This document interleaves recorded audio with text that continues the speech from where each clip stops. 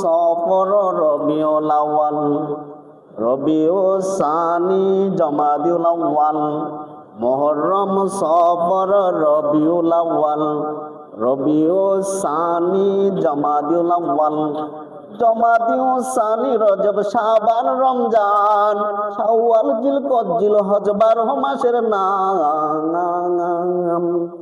জেনে দেখো মনে রেখো ওহে মুসলমান, জেনে দেখো মনে রেখো ওহে মুসলমান। এই দুনিয়ায় আছে যত ভালোবাসারি মানুষ তত, এই দুনিয়ায় আছে যত ভালোবাসারি মানুষ তত, পাক পাঞ্জাতন ইমানের শান। জেনে দেখো মনে রেখো ওহে মুসলমান, জেনে দেখো মনে রেখো ওহে মুসলমান। মুহররম সফর রবিউল আউয়াল রবিউল সানি জমাদিউল আউয়াল মুহররম সফর রবিউল আউয়াল রবিউল সানি জমাদিউল আউয়াল জমাদিউল সানি রজব শাবান রমজান শাওয়াল জিলকদ জিলহজ 12 মাসের নাম। জেনে দেখো মনে রেখো ওহে মুসলমান, জেনে দেখো মনে রেখো ওহে মুসলমান। এই যে 12 মাসের গজল, এটার মাধ্যমে আমরা গজলটা শিখতে পারি। অনেকে তো আমরা যারা আছি মুসলমান হিসাবে দাবি করি, কিন্তু 12 মাসের নাম আমরা বলতে পারি না অনেকেই। তাহলে এই গজলের মাধ্যমে আমরা শিখতে পারি।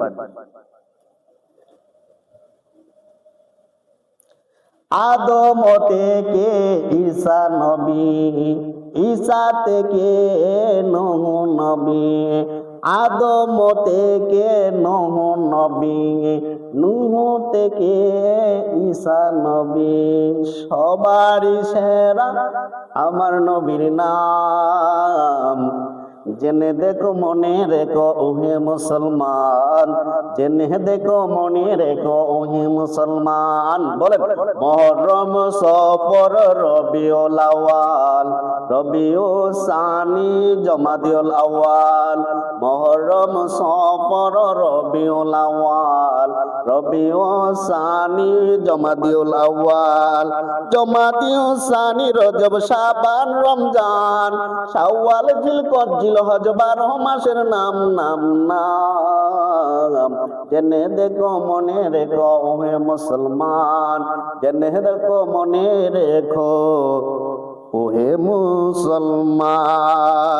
সকলে বলে আল্লাহু আকবার। আমার বন্ধুরা, সেই জিলকদ মাস চলতেছে, আজকে দ্বিতীয় জুমা। এই দ্বিতীয় জুমায় আমরা উপস্থিত হয়েছি। এইদিকে বৃষ্টি বাদল, আজকে অনেক দিন ধরে ঝড় তুফান ঘূর্ণিঝড় বাড়িঘর লন্ড ভন্ড করে ফেলছে, গাছ বিড়ি ফেলে রাস্তাঘাট বিদ্যুৎ বন্ধ করে রেখেছে। জানি না এইদিকে কতটুকু ক্ষতি হয়েছে, কিন্তু আখাউড়া কসবা অনেক ক্ষতি হয়েছে।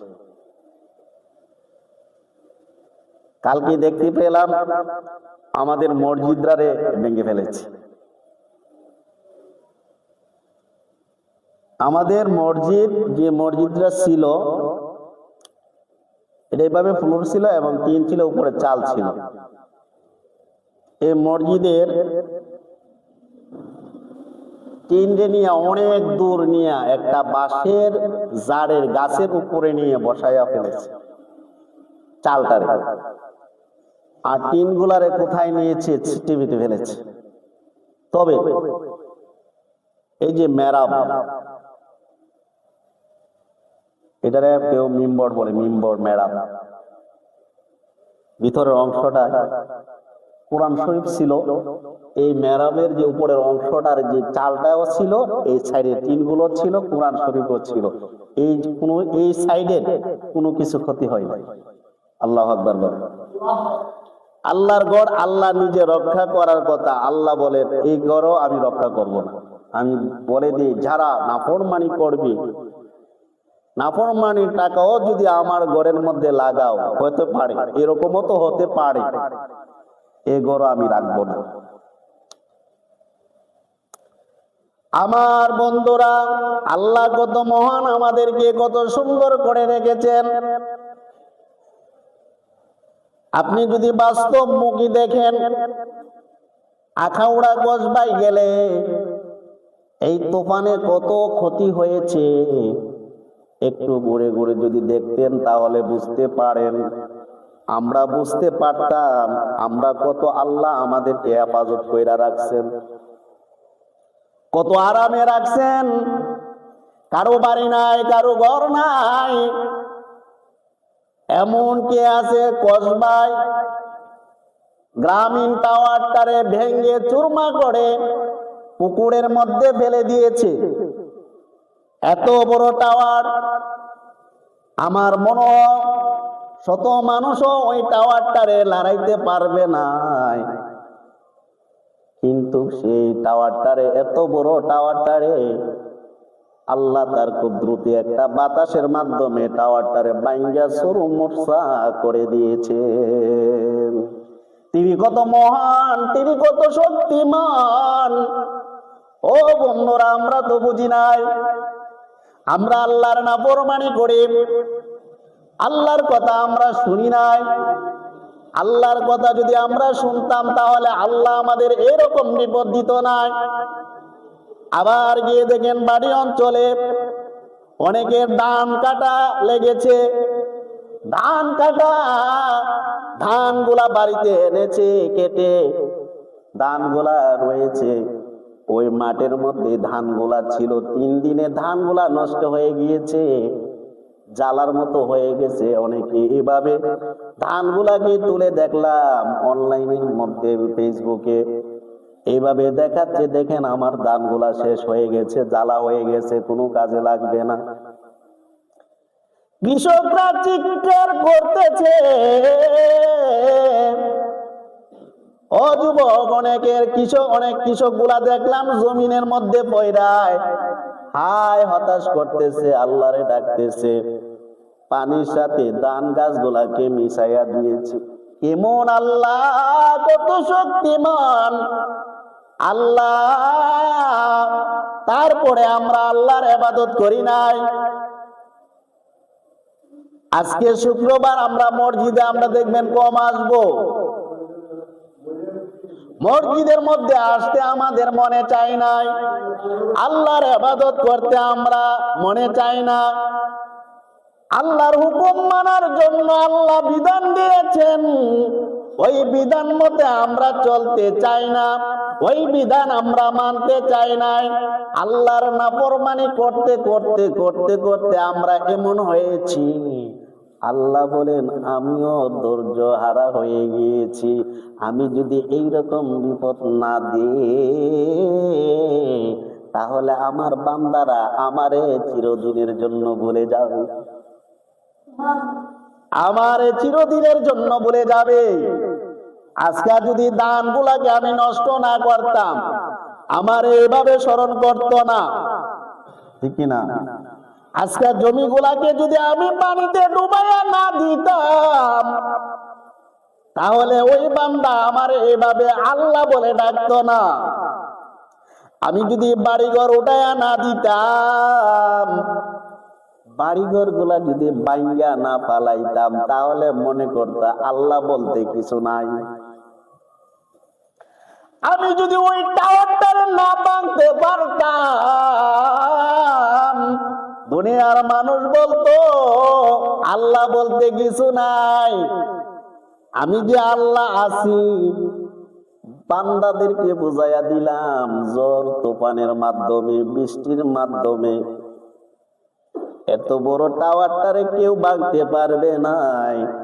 আমি আল্লাহ অল্প সময়ের মধ্যে, কিছু সময়ের মধ্যে টাওয়ারটারে সুরমাটসা কইরিয়া ভুল করিয়া আমি কি করেছি, আমি ওই পুকুরের মধ্যে ফেলে দিয়েছি।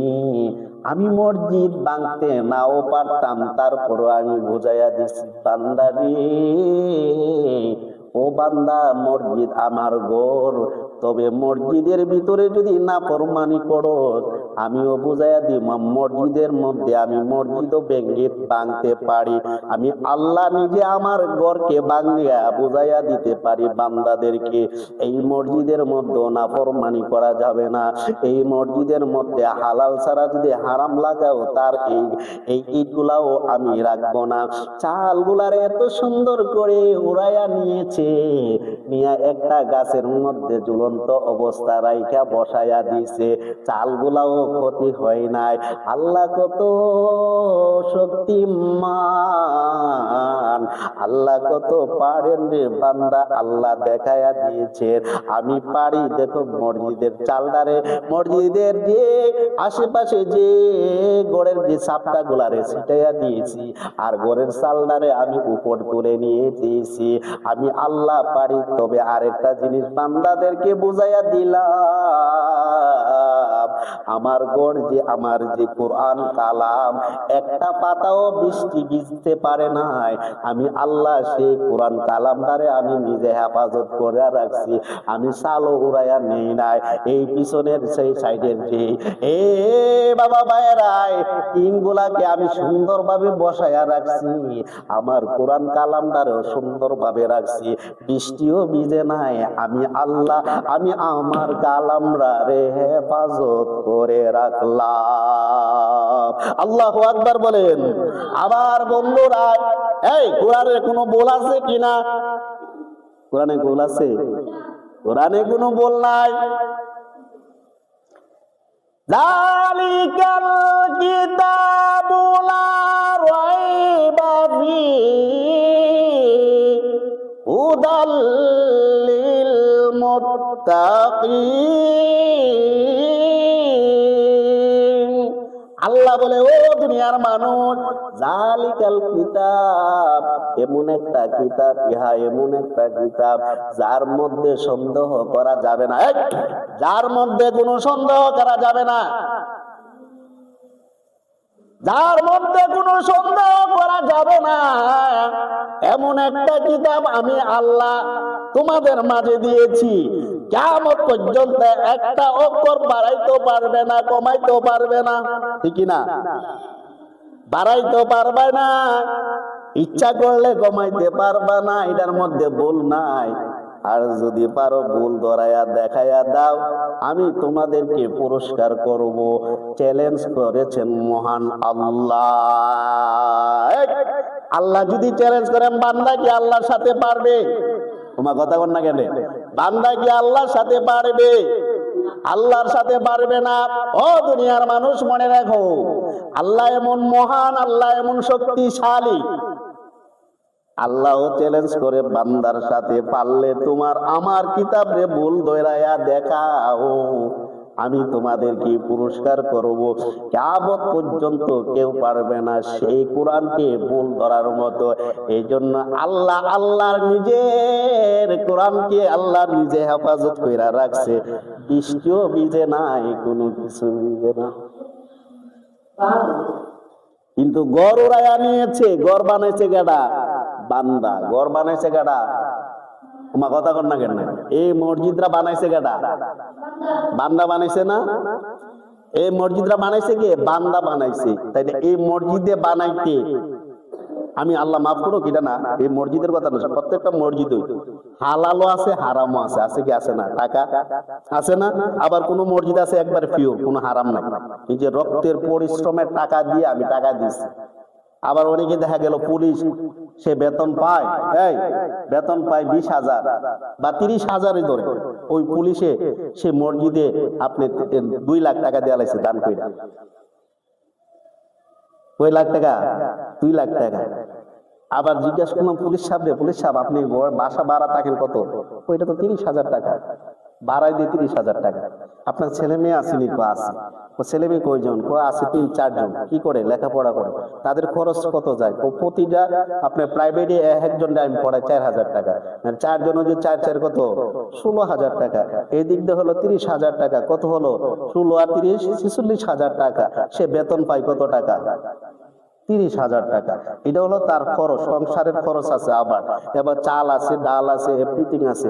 সেইটা যদি ধরে আবার কত? হ্যাঁ হলো 30,000। 40 আর 30 46 কত হলো? 76,000 টাকা। সে বেতন পায় কয় 1,000 টাকা? সে বেতন পায় কয় 1,000 টাকা? মাত্র 30,000 টাকা। বাকি এই টাকাটা কোথায় থেকে আসছে? যদি আমি প্রশ্ন করি, আবার পুলিশ ভাইকে যদি আবার প্রশ্ন করি, ও পুলিশ ভাই, আপনি শুনলাম ঢাকা শহরে বাড়ি রাখলেন, বাড়ির টাকা কোথায় পাইলেন? বাড়ির যে আপনার নিজস্ব বাড়ি আছে সেই জায়গা জমি বিক্রি করছেননি? ও না। বেতন পান 30,000, আবার বাড়িও কিনা লাইলেন, ঘর ভাড়াও দিলেন 30,000 টাকা। ছেলে মেয়ের প্রাইভেট এভরিথিং খরচ গিয়া গেল 46,000 টাকা। 46,000 টাকা সর্বমোট আপনার গড় এবং এভরিথিং মিলা প্রায় 1 লাখ টাকার খরচ আছে। আপনি বেতন পান 30,000 টাকা। বাকি টাকা কোথায় থেকে আসে? আবার একটা ঘর বানাই বাড়ি কিনে ফেললেন ঢাকা শহরে। এই টাকা কোথায় থেকে পাইলেন? এই টাকা কোথায় থেকে পাইলেন? বুঝেন না নি? বুঝেন না নি? বুঝেন না নি অর্থ কিতা? সুদ খাওয়া। বুঝেন না নি কিতা? ঘুষ খাওয়া। বুঝেন না না কিতা? বাইপাসে আসা। মামলা গেছে, উচিত টাকা মামলা কত?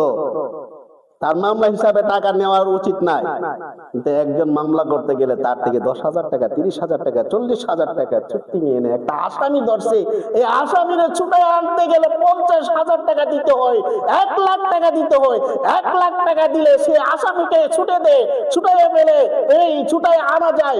কিন্তু 1 লাখ টাকা না দিলে সে আসামিরে ছুটাই আনা যায় না। সে 1 লাখ টাকা যে দিছে, সে 1 লাখ টাকা গেল কোথায়? তার নিজের পকেটে। এই টাকা দিয়ে যদি আপনি মসজিদের কাজে লাগান, তাহলে সওয়াব পাইবেন নাকি কোনো কিছু পাইবেন? পাইবেন না। বরঞ্চ এই গড় যদিও আল্লাহর হয়ে থাকে, আল্লাহ বলে আমি হারাম টাকা কখনো গড়কে কবুল করে না। এই গড়কে আমি একদিন তছনছ করে দিব, দুনিয়ার মানুষকে জানিয়ে দিব আমার গড় যদি হারাম টাকা দিয়া বানাও, এই গড়কে আমি আল্লাহ রাখবো না। কাবা শরীফে যান, কাবা শরীফে এমন একটা কাবা শরীফ যেখানে এত সুন্দর, দেখলে মনটা ভরে যায়, ভিতরে ঢুকলে আসতে মনে চায় না। এই যারা কাবা শরীফের ভিতরে গেছে বা হারাম শরীফের ভিতরে গেছে, গিয়া যারা সেখানে নামাজ পড়েছে, মসজিদে নববীর মধ্যে যারা নামাজ পড়ে, তাদেরকে যদি জিজ্ঞেস করি, ও এরা আপনারা যে নামাজ পড়ছেন মসজিদের নববীর মধ্যে, সেই মসজিদের মধ্যে বৈশা যে নামাজ পড়ছেন, নামাজের মধ্যে কোনো ক্লান্ত আইসিনি বা এতক্ষণ বৈশা রইলেন, 2 ঘন্টা 3 ঘন্টা 4 ঘন্টা বৈশা রইলেন, আপনার মধ্যে ধৈর্য হারা হইছিনি? তারা ডাক দিয়ে বলেন, ও দুনিয়ার মানুষ, মসজিদে নববীর মধ্যে যখন রইকা যায়, খানায় কাবা শরীফে যখন নামাজ পড়ার জন্য ঢুকে যায়, ঢোকার ফলে নামাজ শেষ হয়ে যায়, ঘন্টায় ঘন্টায় চলে যায়, আমরা বলতে পারি নাই সময় কিভাবে গেছে, নিজেও বলতে পারি নাই। এত শান্তি লাগে, এত শান্তি লাগে, বাইরেতে ইচ্ছা করে নাই, সেখানে যেন সারা রাত সারাদিন থাকে। কিন্তু একটাই জিনিস, পেটে খিদা যখন লেগে যায় আর তো বসে থাকতে পারি নাই, তারপরে পেটের জ্বালায় বাহির হয়ে যায় সেই খাবার সন্ধানে। ও দুনিয়ার মানুষ, কেমন কাবা শরীফ, সেখানে বসলে শান্তি লাগে, কেমন মসজিদে নববী, সেখানে বসলে এত শান্তি লাগে। কেন শান্তি লাগে? সেই ঘরটা নবীর ঘর, আর সেই ঘরটা আল্লাহ নিজে কুদরতির দ্বারা বানায়াছেন। সুবহানাল্লাহ বলেন।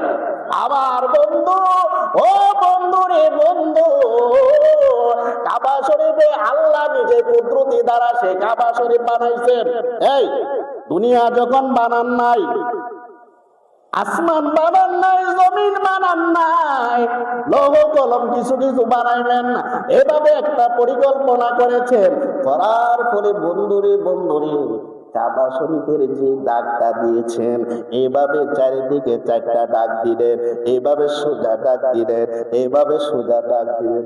আল্লাহ বলেন এই কাবা শরীফের নিয়ম কেটেছে আমি আমি আল্লাহ নিজের কুদরতের হাত দ্বারা। আল্লাহু আকবার বলেন। আবার বন্ধুরা বন্ধু, তারপরে আমি হযরত জিব্রাইলের মাধ্যমে সেই দাগগুলা দিয়েছি। সুবহানাল্লাহ বলেন। আমি বলেছি জিব্রাইল, ও জিব্রাইল তুমি চলে যাও, কাবা শরীফের এই দাগগুলা তুমি দাও। এখানে একটা পায়া হবে, এখানে একটা পায়া হবে, এখানে একটা পায়া হবে, এই জায়গার দক্ষিণ দিকে এইদিকে পায়া হবে, এইদিকে পায়া হবে, এইদিকে পায়া হবে। আমি দুনিয়া বানাইবো, দুনিয়া বানাইবো, আসমান বানাইবো, এই দুনিয়ার মধ্যখানা হবে কাবা শরীফ। আল্লাহু আকবার বলেন। পৃথিবীর কোনো গোল কিনারা নাই, আজ পর্যন্ত কোনো মানুষ বলতে পারবে না এই মাথা থেকে ওই মাথা পর্যন্ত শেষ হয়েছে। বৈজ্ঞানিকরা ঘুরেছে ঘুরেছে, ঘুরা কোনো গোল কিনারা পাই নাই, তাহলে মধ্যখানা পাই নাই। আল্লাহ বলেন আমি মধ্যখানা বানাইলাম, একমাত্র কাবা শরীফের মধ্য হলো এই দুনিয়ার মধ্যখানা হলো কাবা শরীফ। আর কাবা শরীফটা আমি আল্লাহ নিজে কুদরতি হাত দ্বারা এই নেকি দিলাম এবং মাপ দিলাম জিব্রাইলের মাধ্যমে। মাপ দেওয়ার ফলে আমি আদমকে সৃষ্টি করলাম। আদমকে একবারে 300 বছর কাদাইলাম, কাদাইয়া তারপরে তার আমি গুনাহ আল্লাহ আমার নবীর কারণে মাফ করে দিলাম। মাফ করার ফলে আদমকে বললাম, আদম ও আদম তুমি এখন তুমি বসবাস করতে থাকো। বসবাস করতে লাগলেন, তারপরে ডাক দেয়া বললেন, ও আদম তুমি তো আমার ইবাদত করতে হবে, নামাজ তো পড়তে হবে। নামাজ পড়ার জন্য তো একটা নির্দিষ্ট স্থানের দরকার আছে। আল্লাহ ইশারা দিলেন, আদম ও আদম যাও যাও যাও, এই জায়গার মধ্যে তুমি একটা মসজিদ, একটা ঘর বানাও আমার ইবাদত করার জন্য। সারা জমিনে তুমি ইবাদত করতে পারবা না, কারণ ওই সময় আমি সারা জমিন পাক করে দেই নাই। আমি একটা নির্দিষ্ট স্থান পাক করে দিয়েছি, নির্দিষ্ট জায়গার মধ্যে নামাজ পড়তে হবে। সারা জমিন আমি পাক করে দেই নাই।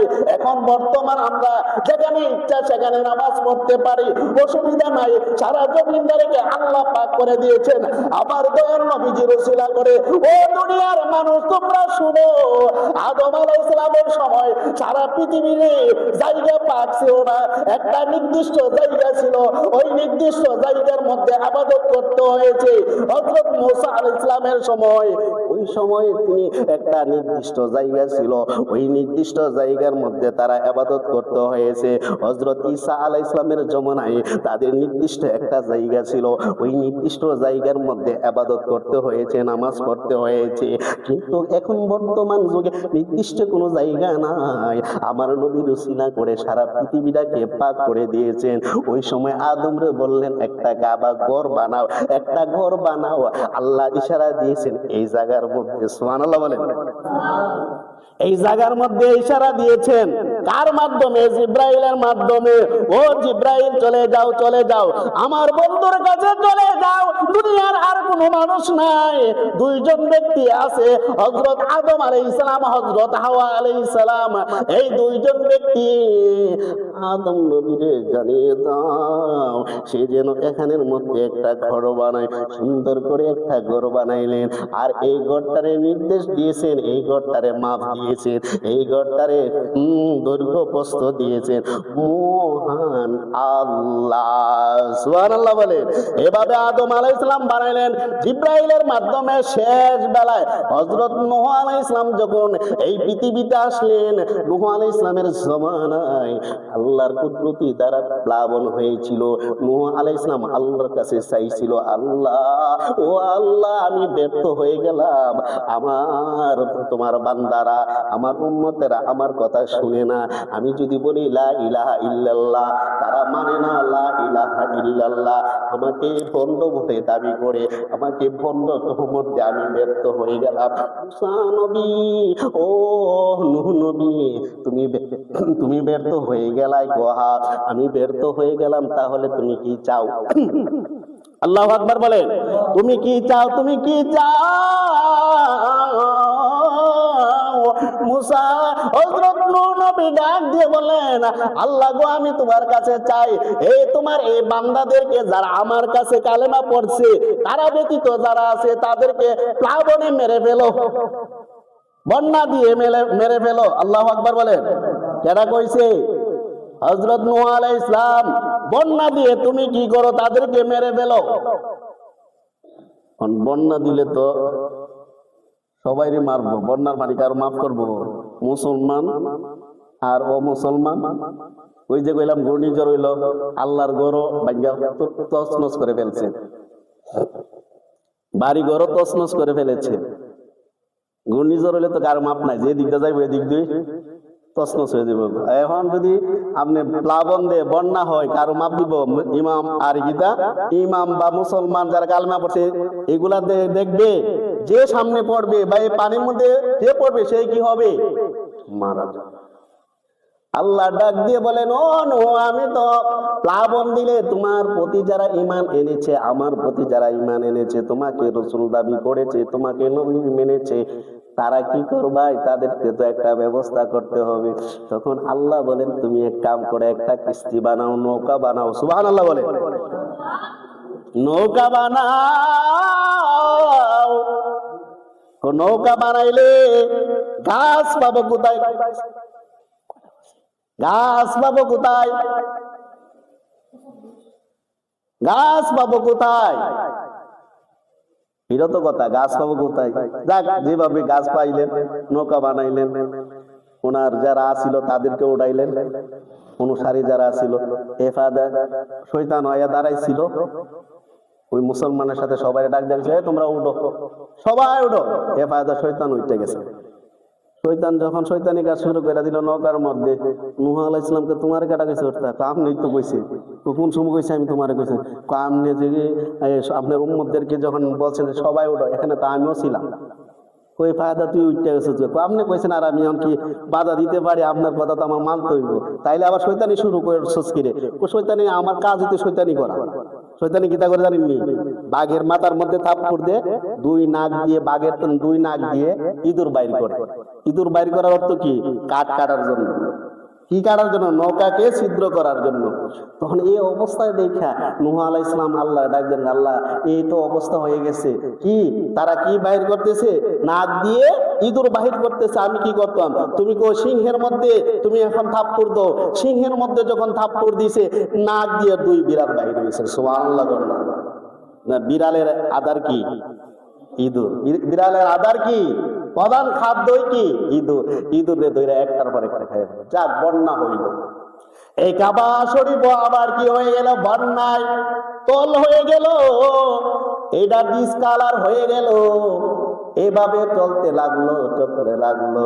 হযরত ইব্রাহিম আলাইহিস সালাম যখন এই পৃথিবীতে আসলেন, ইব্রাহিম আস্তে আস্তে আস্তে আস্তে আস্তে আস্তে তিনি আল্লাহর ইবাদতে মশগুল হয়ে থাকলেন। এভাবে মানুষকে তিনি দাওয়াত দিলেন। শেষ পর্যন্ত তিনি আল্লাহর কাছে 80 বছর বয়সে ডাক দেন, আল্লাহ